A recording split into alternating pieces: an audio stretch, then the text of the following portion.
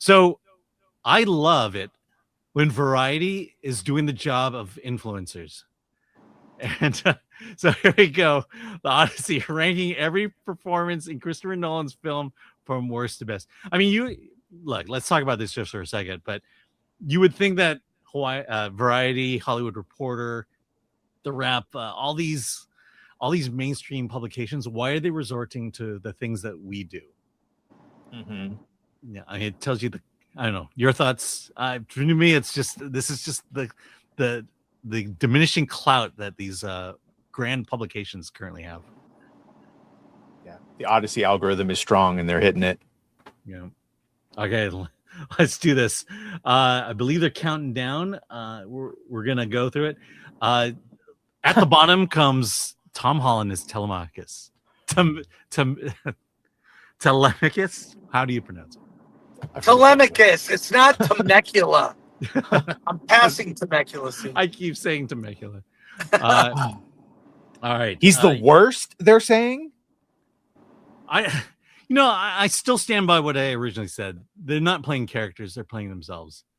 And Tom Holland, he played a good version of himself in this movie.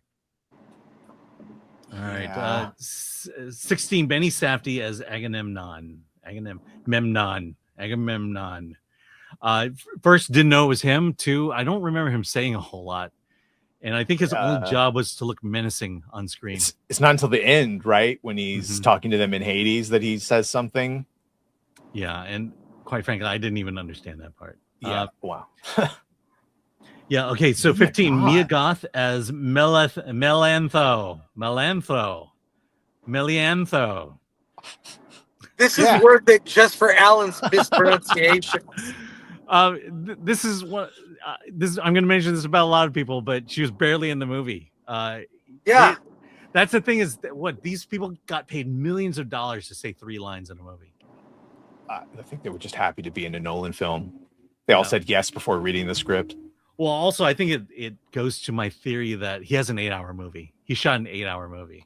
He has to, because the way they talk about it, and then so this and this and this, and then it's the actual movie, and they talk for like 30 seconds. Like, but what about all that shit you just said? It's because there's 7+ hours of cut footage. Yeah, and you spent again let's say she got $2 million. I mean, gosh, I would love to do that. I could do that for $2 million. I'll put a dress on.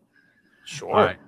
Number 14, John Bernthal as Bernthales. Menelaus. Whatever. Oh my god. Let me tell you about Odysseus. Let me tell you something. Yeah.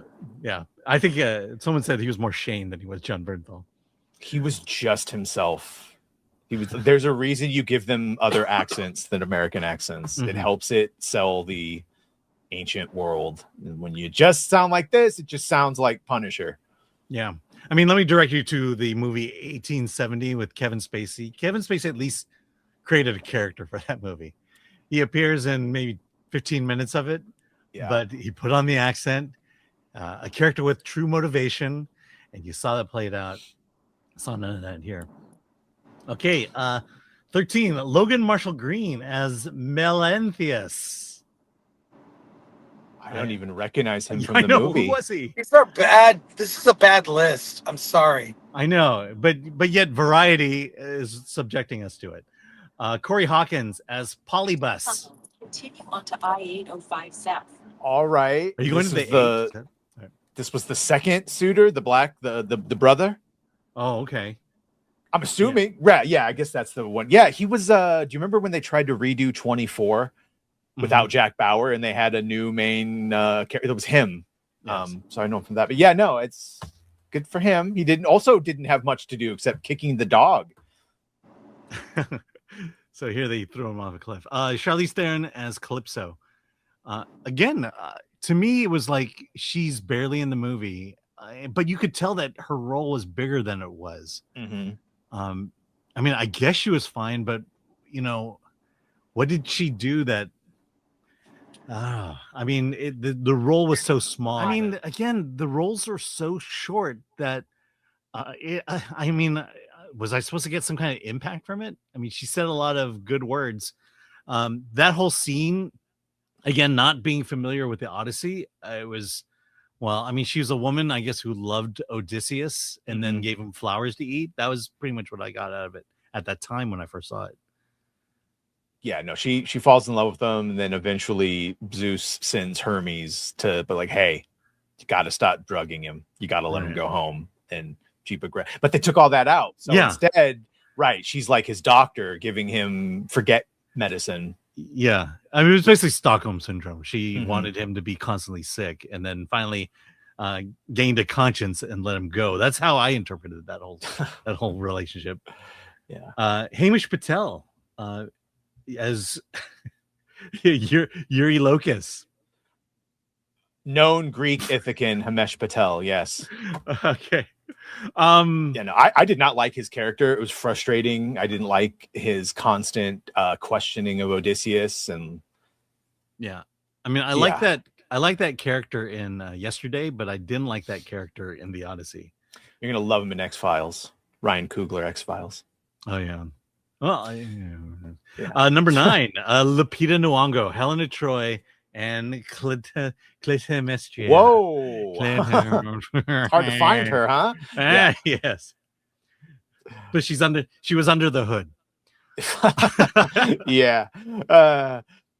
Fun decision to because yes, obviously Helen of Troy had sisters. A fun decision to make them twin sisters, and still Lupita barely has any dialogue in the movie. All of the hubbub, and she has like what? Not that it lessens the effect, but they barely have any time in it.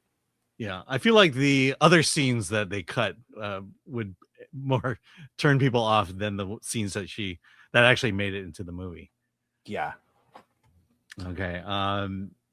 James Remar as I thought that was James Remar. Yeah, I now that I'm reading, it's like that was James Remar. Yeah, as Tyre Silas. He did his job. He did his job well. Glad he's getting work. So was he? I'm trying to remember where he was. That was the Hades. It was in Hades, right? When they're speaking to the shades of the dead. Yeah, guess what? I didn't even understand we were in Hades at that point. Yeah, Zendaya as Athena. I'm more upset with the role than I am with Zendaya playing it. Again, I don't think she says a whole lot. She's just there to be kind of the Athena eye candy. And then when the reveal happens at the end, it was just kind of like, really? That was what this movie was about? It was about PTSD for the horrible war crimes you committed. Yeah. Because apparently Troy was the good guys. Troy was, yeah. Okay. That was all Nolan that decided to do that. Yeah. Because apparently Emily, what's her name? Emily Watson. Yeah, she was like, well, he didn't really feel bad about anything in Troy, but he turned it into like a trauma thing. That's like, okay. Yeah. All right. Number 6, John Leguizamo as Eumaeus. Okay. Eumaeus? I mean, again, he was John Leguizamo the whole time. I saw him there. He was great as Odysseus's gardener, farmhand, whatever. But I mean, the idea that he is, as political as he is in his personal life, it felt like it came out in this performance. Yeah, I was told I wasn't allowed to watch him. So when he came on screen, I just went la la la la la because I'm not allowed to watch his movies. But yeah, good for him. That's good. That's when you peed, but then apparently you peed a lot in the movie. A lot. Yeah. Okay, number 5, Elliot Page, Sinan. Yeah. Okay, so he died well. I was convinced. And again, I think because I didn't know the Hades aspect of it. I mean, yeah, I guess this performance as a dead person who's coming back to haunt Odysseus. It's just the fact. I mean, really, only one person had a meaty role, and that was Matt Damon. Everyone else just felt like supporting characters. Yeah. It's so hard to kind of rank these because they really didn't have a great deal of impact on the overall movie.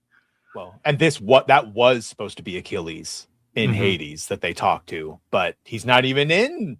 He's not in any flashbacks, so there's no connective tissue or anything. Right. And yeah, it's just Sinon. Well, that's the thing. I mean, Zendaya was supposed to be Athena, but she wasn't really Athena, and so. Well, I think that's supposed to be debatable whether he's hallucinating or whether it's a god using that because it's a. But that's what was my complaint: is either go fantastical with gods and monsters or go real world explanation. But when you do both, you kind of don't get either world, and it's just confusing. Right. I mean, that was ultimately the conclusion I came up with at the end was this is not about the gods. You know, it's as if it was, you know, all their beliefs were mythology, was their religion, but none of it was real and none of it ever happened. Right. But then you can't have them go to Hades and have a bunch of dead people spawn out of the ground. Right. So it kind of has to be real. Yeah. Or a witch who can turn people into pigs. Exactly. Or giants or a cyclops. Yeah. A cannibal cyclops, if you will. Those damn Nephilim. Anne Hathaway's Penelope. I mean, the feeling I got with Anne Hathaway was she was, you know, I like Anne Hathaway. She was emoting her heart out, but compared to everyone else's performance, who was just lackluster and low energy, she came across as overacting, and that's kind of how I felt about it. What are your thoughts on Anne Hathaway? I mean, she doesn't have much to do except sit there and pretend to be weaving, right? While like counseling her son. I liked the character and what she was doing, basically until she starts complaining to him at the end that like, I've been here as queen. I could just be queen. Why won't they let me be queen? It's like, aren't you supposed to be missing Odysseus? I know. But yeah, also they're just kind of themselves. Yes. It's not a lot of characterization other than grieving widow version of her. Yeah. I'll tell you the part where I audibly became frustrated with this movie was that scene between her and Odysseus, but Odysseus comes in as that kind of beggar man. That whole scene where she's behind the gate kind of and he's sitting up front and they're having this conversation about Odysseus while he's sitting right there. That was the audible, oh my God, in this movie now. Yeah. Oh, well, coming at number 3 is Matt Damon as Odysseus. Makes me wonder what the first two are. Well, if it's who I hope, it's deserved because there's only one person I thought did an excellent job and actually was a separate character from themselves. Actually, Matt is just Matt. When you take away all the characterization of what Odysseus is supposed to be cocksure and witty and clever and cunning, a little playful. He has none of that. He is on full, like, I'm just dragged from set to set while everyone else does the other emotions. He's just sad the entire time. I mean, correct me if I'm wrong, but Jason Bourne didn't have a whole lot of lines, right? Yeah, but that's a guy that's not supposed to have a bunch of lines. I know. Right? You just sit there and look like you don't remember anything. I know. It's like Matt Damon is the best action star when he doesn't say anything. The Martian would be a perfect example. I believed he was Mark Watley. He was a completely separate character that wasn't Matt Damon. Yeah, it's interesting. His best performances are when you he's read alone. It in his body. Yeah. All right, here we go. Number 2. Okay, so now I know who number 1 is. Number 2, Robert Pattinson and Antinius. Yeah, he's my number 1 personally. I thought he was the best actual kick. He comes in, he does it. This is the joke that he said he got so tired of waiting for Batman that he just kept accepting movies, and now he's done like 20 movies. Yeah, I thought he did the best of the whole shebang. Yeah, I think you're right. I think though, the only thing I'll sour about it is he plays the villain. He plays an over the top villain, and it's clear that he's having fun playing the villain. Yeah, and I think most actors have fun playing the villain, and that fun came across in his performance. Yeah, well, and also I've heard him talk about it. Like, I don't even think he sees himself as the villain, which all good villains don't see themselves as the villain. But he had a point. It's been almost 20 years. It is falling apart. Yeah. He is the best suitor. Come on, girl, give it up. What are we doing? All right, and then number 1, I think I would agree. Number 1, Samantha Morton as Cersei. I mean, quite frankly, outside of Pattinson, she was the only person who brought energy to this movie. Sure, I'll allow it. You know, her comments during the press line was weird, to say the least. But you know, my interest in the movie perked up when she came on, and everyone became the only thing I'll say about that is it was very predictable, and the way it resolved itself was annoyingly predictable. You know, you just kind of knew what he was doing. Okay. And so there we go. I think we can agree that we could flip flop 1 and 2 back and forth. Yeah, that's pretty. Yeah. I would suggest that the Robert Pattinson had the more important role in the sense that like it keeps flashing back to him to set the tone, right? He's the main suitor to see what she's dealing with.